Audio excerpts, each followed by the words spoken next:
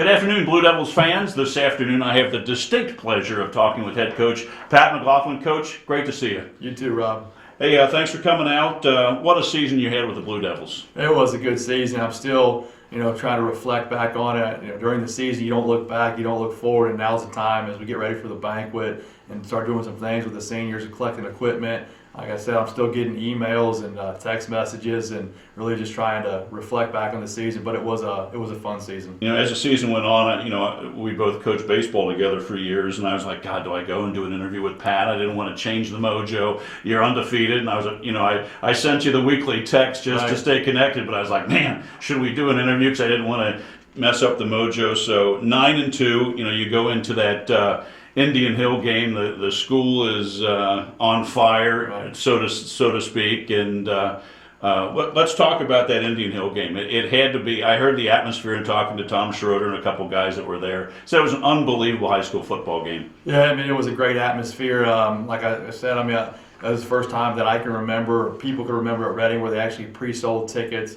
Our student body was fantastic. The Reading was represented very well. Our kids fought to the end. We came up a couple plays short, but to their credit, their quarterback's a really good player. Tony, their head coach, has done a really good job over there. Mm-hmm. If you're the CHL, that's a dream matchup. I think that's the first time in the 30-year history of the CHL that you had two 9-0 teams facing off, in Week 10 for the championship. And, it's something for us to learn from, something for us to keep going back to.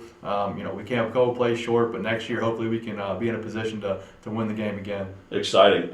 Looking back at the beginning of the year, over the summer, middle of July, you guys cranked this thing up. Right. And in talking with you over the summer and as this thing has gone on, you had everybody pulling on the rope at the same time together. Coaching staff, players, support. It had to be very gratifying as the head coach of the program. It's good. I think one of the things that head coach you try to do is surround yourself with good people, and we've got a good staff. We had great senior leadership, and really our football team of 55 kids. They were all really good kids. They all bought in. The administration, the support from around the school, was fantastic. So it made it easy for me to do my job and coach and get everybody going in the right direction with a lot of things that we're doing with the program. Really gets the kids excited.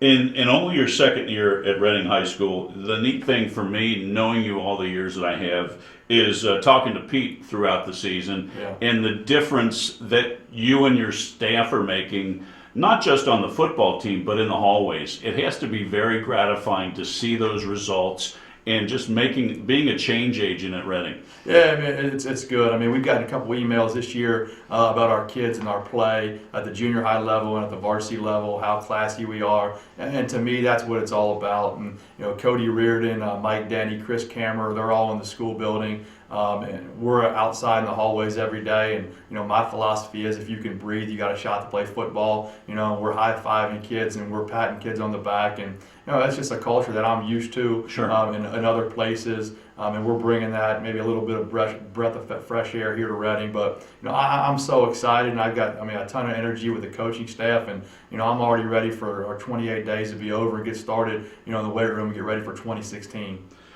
Besides having a very supportive and knowledgeable coaching staff, the seniors have been fantastic for you this year and have been coaches on the field, in the weight room, when you can't be there. Let's talk a little bit about your seniors this year, Coach. I can't say enough about it. I would describe our team and our seniors, we're a team by committee. We play 4 quarterbacks, we have 4 punters, we play 4 running backs, 7 offensive linemen, a bunch of kids on special teams. And when you do that, the credit gets spread out. We didn't have anybody lead the league in rushing, tackles, interception, yards, nothing. All right, but our kids are so selfless, and it was from the seniors.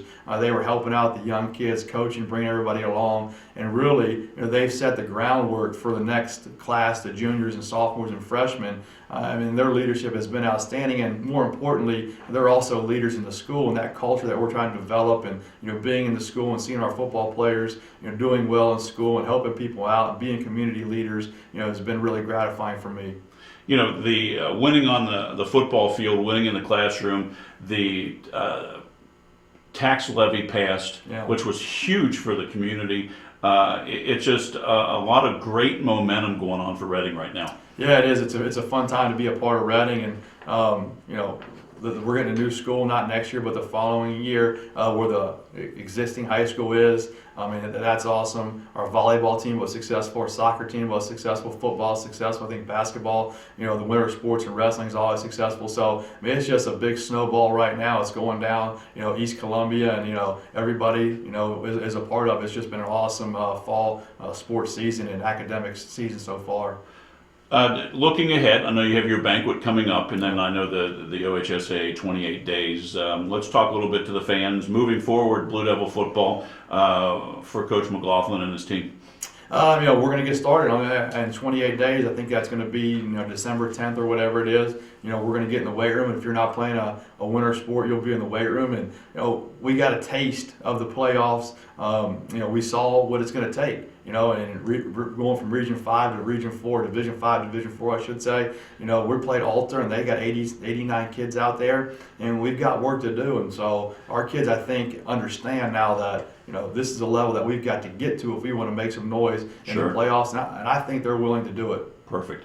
Well, Coach, best of luck with the banquet. I know it's going to be a real feel-good moment for you, your staff, and the players. We'll touch base a bunch over the off-season, keep everybody up to date with the Blue Devils, and keep that ball rolling, Coach. I appreciate it, Rob. When I say first class, just having our website and doing the interviews and putting all the media and things and giving those to the junior high, you're a major part of the success. So thank you, Rob. Thanks, man.